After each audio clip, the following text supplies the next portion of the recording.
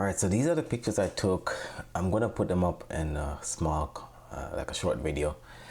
And these are the ones I took in December. Not a lot, a couple of them are duplicates. So we'll start with the first one. I was in the park and I just thought, I always see these actually I don't know what they're called, but they look very vibrant, especially in the fall and the winter, because there's nothing around except dead leaves and so on. And then here's this lush green vegetation. I don't think it's moss, and it just looks so vibrant. So I had my camera with me. I just took a picture of this, but I always thought it would look nice if there was something to focus on it, because without this thing, as I've taken other pictures before, it just looked a little bit naked. All right, so let's see what we can do with this one. Let's start with auto, because right away, let me just undo that. You can see that in my view, you can see that the brighter bits are overexposed. Not according to the histogram, but it just looks brighter here. So if we were to just drop the exposure down a little bit, that's better. But let's see what auto does. Okay, that looks better already. It did look greener at the time of the shot. So let me see if I can add a color mask. And then add some saturation to that. That looks good. And then we can add some overall contrast. That looks good. And we can drop the shadows a little bit, because there's not much interesting here. Drop the exposure. And I kind of like that already. We could increase the contrast a little bit more and drop the shadows. I like this already. Incidentally, I love these headsets.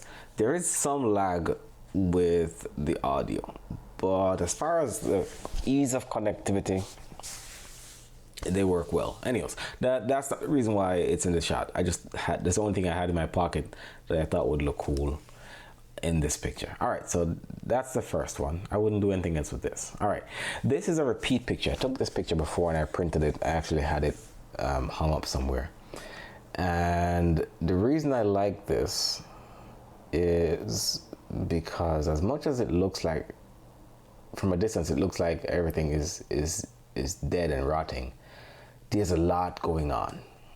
And I think how there's life even at the root of this dead tree. I don't want to sound too like poetic or something, but I just like how that looked. So let's add some contrast for sure.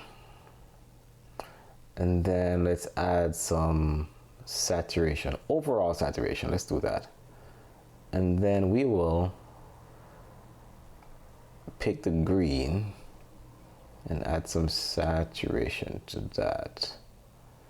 And then can we raise the exposure a little bit? And then we don't need that much for the shadow. I think that looks pretty cool. Yeah, I think that looks pretty cool. Let's see before and after what that looks like. That's before, that's after. I like this shot. Now, what would I have done differently? All right, I wish I had gotten all of this, the stump of the tree. It didn't go all the way. It didn't go much farther than this, just a little bit higher than the upper border of this picture. And then I didn't need to include all of this in the shot. I could have cropped it to maybe like this. Let me see. Or just taken a step closer. And then maybe take it more like that. Let's see. Yeah, I think that's better.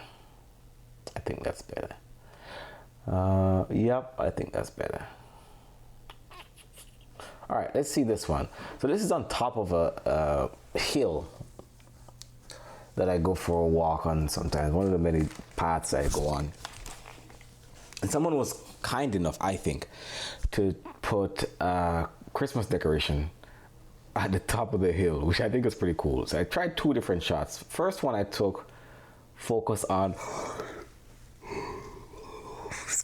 focused on just the decoration, and I thought I don't know if that's gonna give us much information, but this one I think gives a little bit more detail. You can see that this is high up because you can see the city in the distance. This is Boston.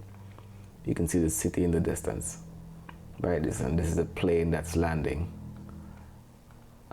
You can see the plane landing in Boston. And then you could still tell that this is a Christmas decoration, at least in my view. And I like how that looked. The sky did look bluer. So let's see what auto does. Okay, that doesn't look too bad. Let's raise the exposure again, just a little bit. And let's select the sky and drop the exposure of the sky just a little bit and increase the contrast. That already looks better. And then let's go back to the, okay, that actually looks much better. And let's select the green and increase the saturation. That looks better. Let's try it, even though this is not the point of the shot, but let's try to do the same. Okay, so it does. Yeah, that does. It's included. All right, and then so you can see the plane, you can see the city in the distance.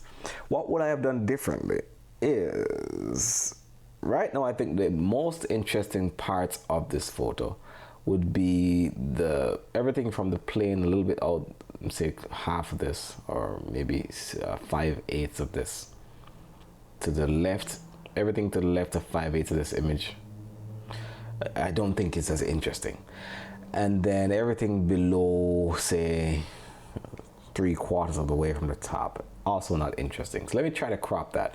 I don't think it's gonna have as much detail because this wasn't a very high resolution camera. But you know what? It doesn't look too bad. But it doesn't look nice centered either. So I preferred, let me try this. If it's off like this, let me try this. Yeah, that's better, I think. Yeah, and we can even straighten this a little bit so it's in line with the city in the distance. Let's see how that looks. Yeah, that looks better. That looks way, way better. I think that looks cool. That's what I should have done. I was actually sat there waiting for the plane, because the planes were landing, I don't know, every couple of minutes or so. I wanted to get the plane in the shot. So it's coming this way. So maybe I could have stepped a little bit to the right, but then maybe it would have been too far. But I could have tried it still, take a couple more pictures. All right, so I think this one is better than this. Let's see what the before and after look like. That's the before, that's the after. This one I don't like so much because everything else is blurred out. So I don't think it's a particularly interesting picture. Just a picture of a decoration and the shrub that it's on. So yeah, so the city is still there, but you can't tell where you are. So I don't know if that's particularly interesting. All right, and I was walking by and then this sign just looked interesting to me, so I took a picture of it. Now, what would I have done differently is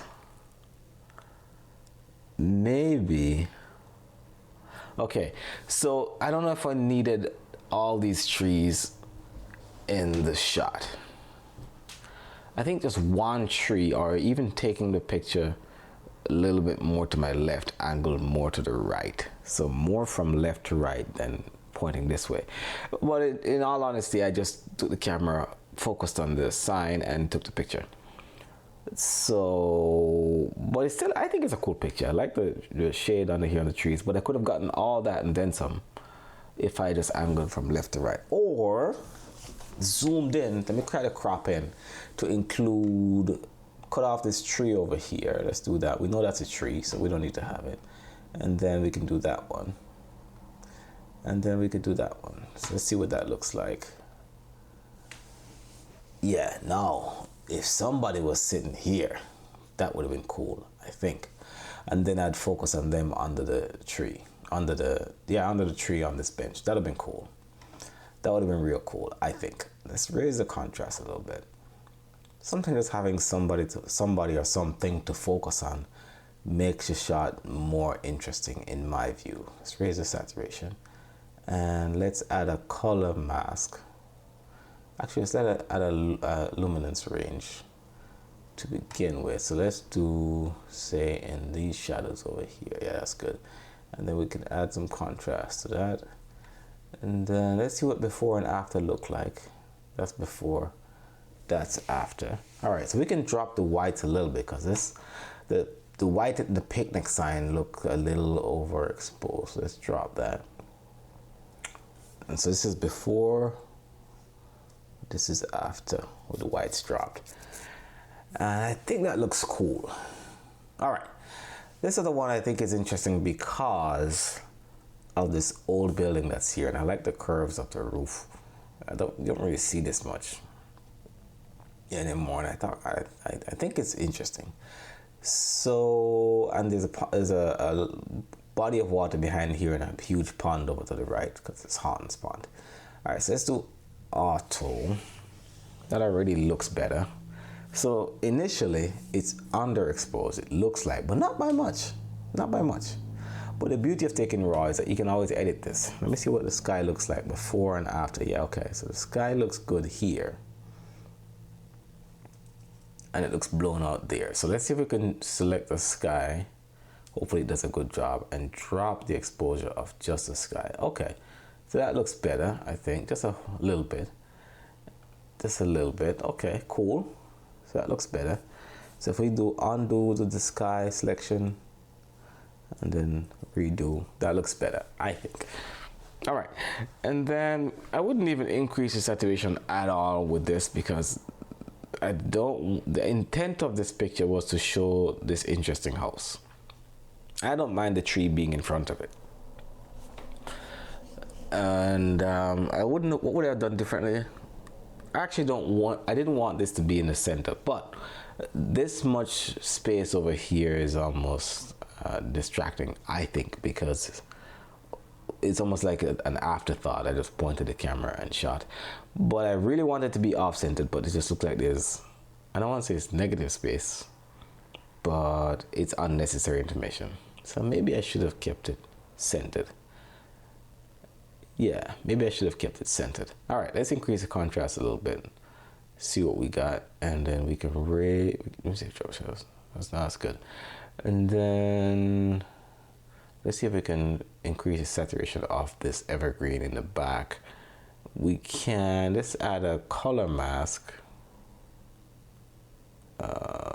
Let's add, wait, what? Yeah, let's add a color mask. And then we would do this one. And then we would increase the saturation of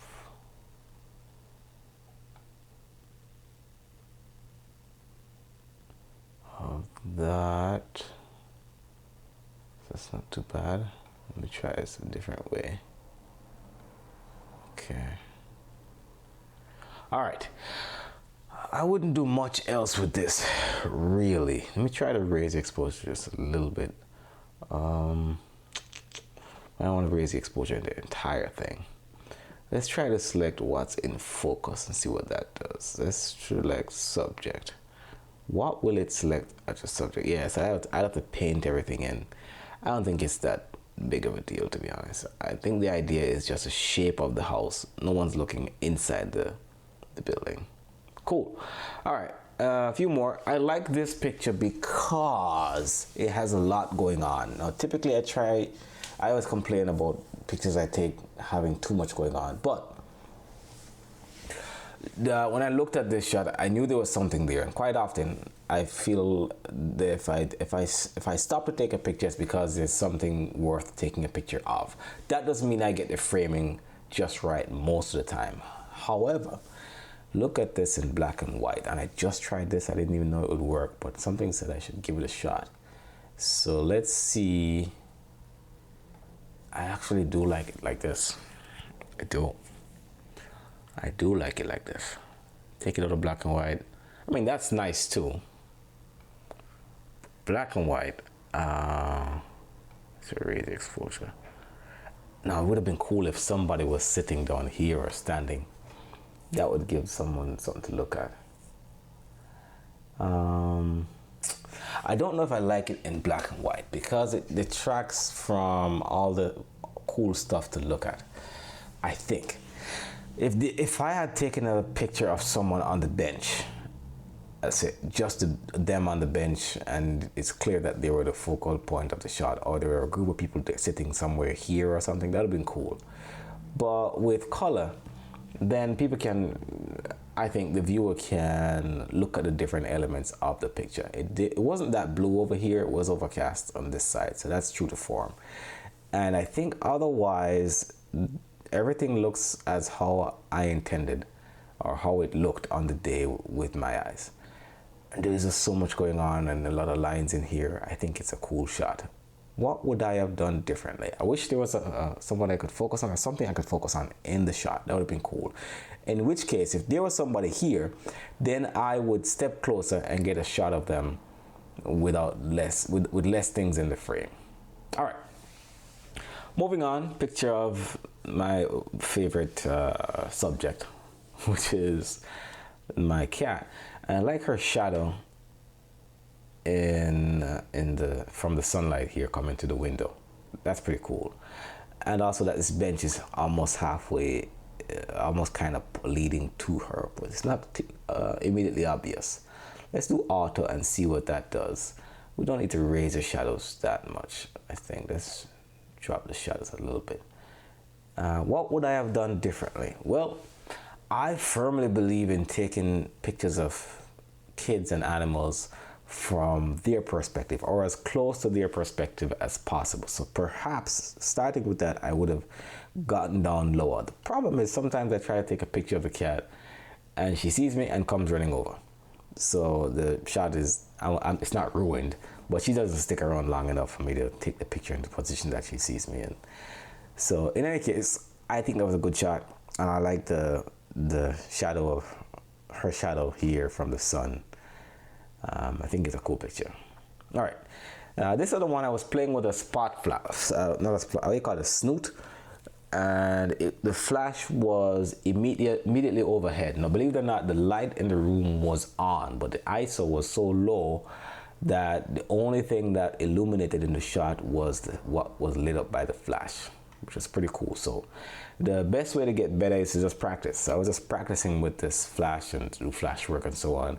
So even though the ISO was low and the room was lit, I think I thought about the shot and envisioned it in my mind of getting a shot of something with a spot flash or something. And I had these bands that I got some time ago. At the time when I thought wearing these would give me motivation. It was a time when I was not depressed, but bothered by some problems I was having. And I was just constantly searching for motivation. And I bought these bands. I'm not saying they're useless, but it's not really necessary.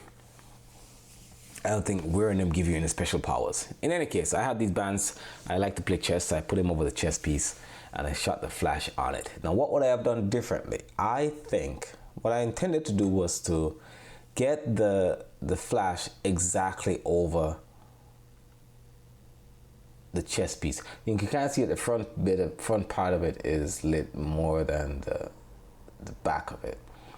And that's because I didn't angle it properly, because I wanted a near perfect circle of light around the chess piece, which would mean, but you know what though, if I had done that, I don't know if I'd get the light on the wording here. So I think it's cool. All right, so we could leave it at that exposure, and if we increase the contrast, now you could even add a gel to this snoot. It comes with different colored gels, but I didn't find one that worked with this combination. So there was green gel and orange gel and so on. But this is a brown and board, black bands, and a black king chess piece. So you don't have to. I didn't think I had to use every arsenal in the book. All right, so this is a zoomed out. Let's look at the before and after first. That's before. That's after. I almost kind of like this better, to be honest, because it's a little bit more mysterious and it shows that the word is important, and then what's that thing in the background. I kind of like that. So let me put it back. Let me put that back. It looks like it's underexposed now, doesn't it? But you know what? It's not about. It was never about the chess piece. Stroke of Shadows. It was never about the chess piece. Yeah, I think I like that better. That's much better. Much better. So those who know what piece this is would understand or appreciate it. It's not very profound, to be honest. And then those who don't care for chess can still hopefully appreciate that this is a motivational band. All right, and this is a zoomed out shot without the bands, and you can see that this is not perfectly round the chess piece. You can almost see, yeah, you can see the reflection of the flash right there. So if we do auto and drop that, let's keep that up. Let me see this, and then drop the shadows. What we should do. This picture I don't like at all because it's just too much going on. You could still see this light. What is this light back here? All right, so I wouldn't use that, but I would use all the others. All right, cool. I'll put this up as a collage in a separate video. Take it easy.